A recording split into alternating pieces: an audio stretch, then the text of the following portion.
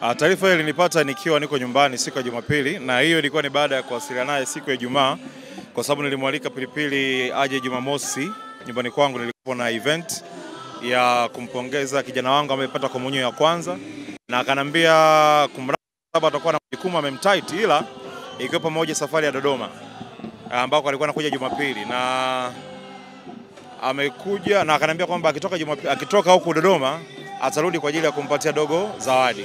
So taarifa zilinikuta kesho yake sasa baada ya shughuli, wakati namtegemea Pilipili aje na zawadi, lakini napata taarifa kwamba Pilipili amefariki. Kwa hiyo iliniuma sana na ilinigusa sana kwa namna ya kipekee, kutokana na ukaribu wetu ambavyo umekuwa kama hivyo ambavyo umesema, na hicho ambacho nilikifanya ilikuwa ni katika kumfanya Pilipili arudi kwenye ubora wake ambao alikuwa nao hapo awali, na nashukuru Mungu Pilipili alikuwa anarudi kwenye ubora wake. Pilipili alikuwa anarudi kwenye ule, unajua, ukali wake, unajua na alikopo yuko okay, alikuwa yuko fiti kabisa. Mimi nakumbuka nilipopigiwa simu, kuna mtu mwingine alifikiria akasema kwamba ni mambo ya depression. Mimi nikasema hapana, Pilipili alikuwa hana depression, Pilipili alikuwa hana msongo wote wa mawazo kwa kipindi hicho, kwa sababu nilikuwa naamini Pilipili alikopo yuko okay. Sawa, kwa hiyo ni kitu ambacho kilinigusa kwa namna ya kipekee, na tuko hapa kusherehekea maisha yake kwenye safari yake ya mwisho tunapomwaga hapa nyumbani kwao sasa. Lipi ambalo unaweza kuambia mastaa hasa ambapo unaona kwa Mandojo ilikuwa hivi, unaona tena imekuja kwa Pilipili hivi, inaleta taswira gani hasa kwenu kama mastaa, watu ambao wanafahamika kwenye jamii? Ukiona ndugu wenzenu ametoka amepata majanga kama haya, inakufunza, unapata funzo gani? Mimi nafikiri sio kwa mastaa tu, ni funzo kwa kila mtu ambaye kwa sababu inaweza kumtokea ambaye ni star na ambaye sio star, unajua na ni majanga ambayo hakuna mtu ambaye anakopa anayeombea, yanatokea. Kwa hiyo mimi cha kusema ni kwamba sisi tunapokuwa tuwe makini kwenye maisha yetu, kwa sababu binadamu sasa hivi tumekuwa watu wa ajabu sana. Unaweza kufikiri mtu ni rafiki yako, lakini unajua kumbe ndio huyo ndio adui yako, na wakati mwingine unaweza kawa unafikiri kila mtu anakupenda, lakini sio kila mtu anakupenda. Hiyo ndio message ambayo unaweza nikaipeleka. Kwa hiyo tunavyoishi kwenye maisha yetu, whether uwe star ama usiwe star, basi jua kabisa kwamba yani wewe upo katikati. Kwa hiyo usijiachie hivyo kwenye maisha yako unavyoishi. Kwa hiyo lazima uwe ni mtu wa kubalance, uwe makini sana. Kuna mtu umezungumzia mtoto wako alikuwa anaelekea kwenye sherehe na MC Pilipili alikuwa anakuja kumpatia zawadi, na mapokeo ya kijana wako ambaye alikuwa anakuja kupatiwa zawadi yamekuwaje baada ya kusikia kwamba yule alikuwa anakuja kupatiwa zawadi amepoteza maisha? Hapana, sio kwamba ni sababu ni kijana mdogo, he is just 10 years old. Kwa hiyo shughuli ambayo nilialika watu wengine, ndugu jamaa na marafiki. Kwa Pilipili alikuwa ni mmoja wa invitees, nilimwalika.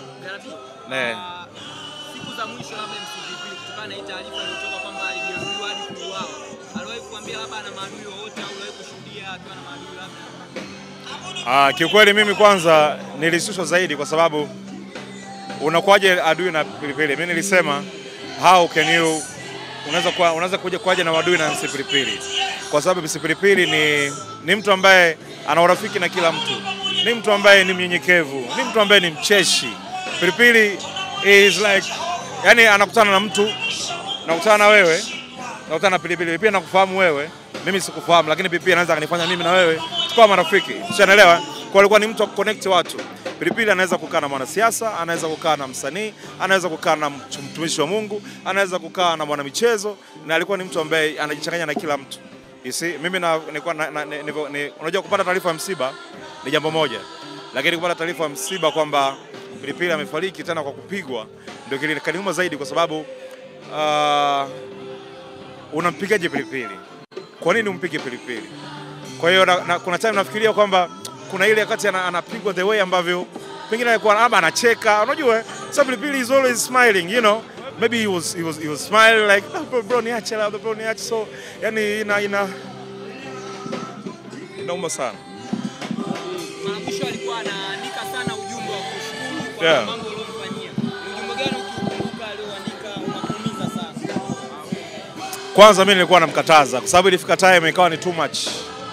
Yani nilikuwa ukienda kwa mfano kwenye DM tunavyochati, zile message za collab ni nyingi sana, kwamba kila kiposti kitu labda nguo nimemvalisha labda ama aweke anaweke garabi.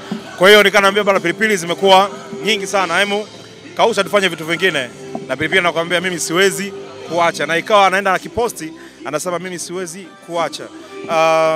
Yeye alikuwa ni mtu wa kushukuru sana. Pilipili ni mtu wa kushukuru sana. Mimi nakumbuka alinipigia simu wakati mwingine ananiambia, bro, unajua simu zinaita sana sasa hivi. Yaani na sijui jinsi ya kukushukuru kwa sababu simu zinaita tofauti na ilivyokuwa. Sasa hivi ni Pilipili alikuwa ameshaanza, yaani alikuwa ameanza kujistabilize. Unajua ndio maana sasa Pilipili alikuwa okay. Katika message katika nyingi ambazo amezituma nyingi, nakumbuka ya mwisho alipost na akasema, brothers kitambo, God bless you MC Garabi.